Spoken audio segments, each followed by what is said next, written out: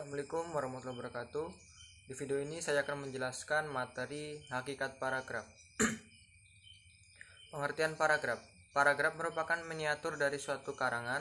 Syarat-syarat sebuah karangan ada pada paragraf. Memahami seluk-beluk paragraf berarti juga memahami miniatur dari sebuah bangun yang disebut karangan.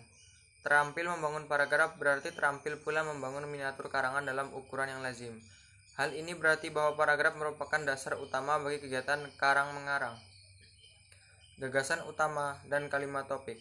Fungsi kalimat topik sangat penting, yaitu memberitahukan kepada pembaca mengenai apa yang diperbincangkan di dalam paragraf itu. Bagi penulis, kalimat topik berfungsi sebagai pengendali atau pengontrol terhadap permasalahan yang akan dibicarakan di situ. Untuk membuat paragraf, kalimat topik harus dikembangkan dengan kalimat-kalimat penjelas.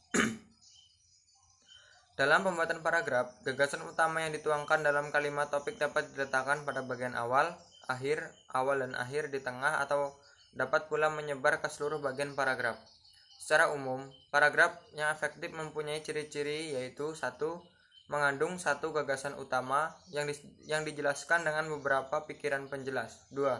Pikiran penjelas yang betul-betul mendukung gagasan utama. 3. Gagasan utama dan penjelas yang dikemas dalam kalimat yang lugas dan efektif. Dan 4. Kalimat yang satu berkait serasi dengan kalimat yang lain dalam sebuah paragraf. Struktur paragraf. Dalam paragraf, tingkat keeratan hubungan antara kalimat-kalimat pengembang dan kalimat topik berbeda-beda. Ada kalimat pengembang yang langsung menjelaskan kalimat topiknya, namun ada pula kalimat-kalimat pengembang yang tidak secara langsung menjelaskan kalimat topiknya. Paragraf yang baik. Pengembangan paragraf seperti yang telah diuraikan pada bagian sebelumnya tentu saja disesuaikan dengan maksud atau tujuan penulisan itu. Di samping itu, sebuah tulisan dapat pula disusun menurut urutan dari yang umum ke yang khusus atau dari khusus yang ke umum. Kesatuan paragraf. Salah satu hal yang mendasar untuk diperlihatkan penulis adalah kesatuan paragraf. Kesatuan berkaitan dengan adanya sebuah gagasan utama dan beberapa gagasan tambahan atau penjelas yang mendukung gagasan utama itu. Dalam gagasan tambahan tersebut, tidak boleh terdapat paragraf, unsur atau informasi yang sama sekali tidak berhubungan dengan gagasan pokok. Penyimpangan informasi dari gagasan utama akan menyulitkan pembaca. Jadi, semua gagasan tambahan dalam paragraf harus membicarakan gagasan utama tersebut.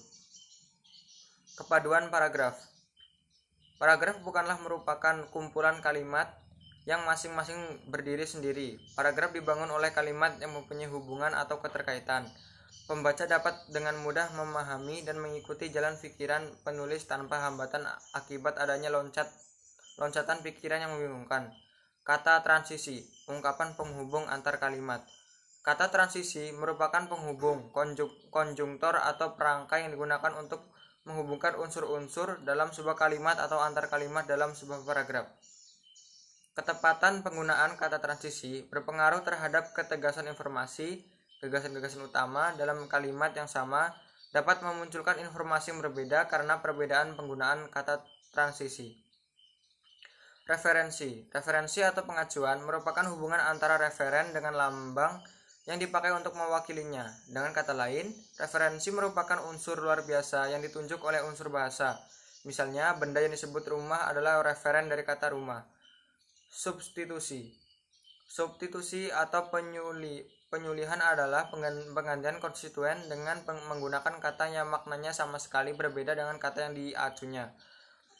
Penyulihan itu merupakan salah satu cara untuk membangun kepaduan paragraf. Dengan cara mengganti suatu unsur dengan unsur yang lain, acuannya tetap sama. Dalam hubungan antara bentuk kata atau bentuk lainnya yang lebih besar daripada kata seperti frasa atau klausa. Elipsis atau pelepasan merupakan pelepasan unsur bahasa yang maknanya telah diketahui sebelumnya berdasar konteksnya. Sinonim. Kesinoniman berarti bahwa dua butir leksikal memiliki makna yang hampir sama atau mirip. Sinonim dapat juga dikatakan sebagai ungkapan baik berupa kata, frasa maupun kalimat yang maknanya kurang lebih sama dengan makna ungkapan lain. Misalnya bunga, kembang, dan puspa. Mati, meninggal, wafat, tewas dan gugur, jelek dan buruk. Jika suatu kata yang bersinonim tidak mempunyai makna yang persis sama, kesamaannya terletak pada kandungan informasinya. Kesinoniman ini dapat terjadi sarana membangun paragraf yang baik. Dengan memanfaatkan bentuk-bentuk bersinonim, paragraf yang dibentuk menjadi lebih variatif dan tidak terkesan monoton. Antonim. Antonim adalah oposisi makna dalam pasangan leksikal yang dapat dijenjangkan. Hiponim. Kehiponiman adalah hubungan yang terjadi antara kelas yang umum dan subkelasnya. Bagian yang mengacu pada kelas yang umum disebut superordinat, sedangkan bagian yang mengacu pada subkelasnya disebut hipnonim. Kemeroniman. Kemeroniman merupakan konsep yang mengacu pada hubungan bagian seluruh, seperti hubungan antara pohon, akar batang, dahan, dan ranting. Pohon memiliki makna hubungan keseluruhan, sedangkan pohon dan dahan memiliki makna hubungan bagian. Kata pohon dan batang merupakan kemeronim yang merupakan bagian dari leksem pohon. Dengan demikian, meronim adalah hubungan makna yang terjadi di antara bagian-bagian sesuatu dan sesuatu itu sendiri secara keseluruhan. Repetisi. Perulangan adalah penyebutan kembali suatu unit leksikal yang sama yang telah disebut sebelumnya. Perulangan dapat berupa perulangan kata, frasa, atau klausa. Kelengkapan dan ketuntasan. Kelengkapan atau kekompletan merupakan salah satu syarat paragraf yang baik. Aspek kelengkapan ini terpenuhi jika semua informasi yang diperlukan untuk mendukung atau menjelaskan gagasan utama sudah tercakup. Hal ini berarti bahwa gagasan utama dalam paragraf harus dikembangkan sesuai dengan informasi yang diperlukan dan dituntut oleh gagasan utama. Keruntutan. Sebuah paragraf dikatakan runtut jika uraian informasi disajikan secara urut. Tidak ada informasi yang melompat-lompat sehingga pembaca lebih mudah mengikuti jalan pikiran penulis. Keruntutan paragraf ditampilkan melalui hubungan informalitas di antara kalimat yang membentuk paragraf. Konsistensi. Sudut pandang adalah cara penulis menempatkan diri dalam karangannya.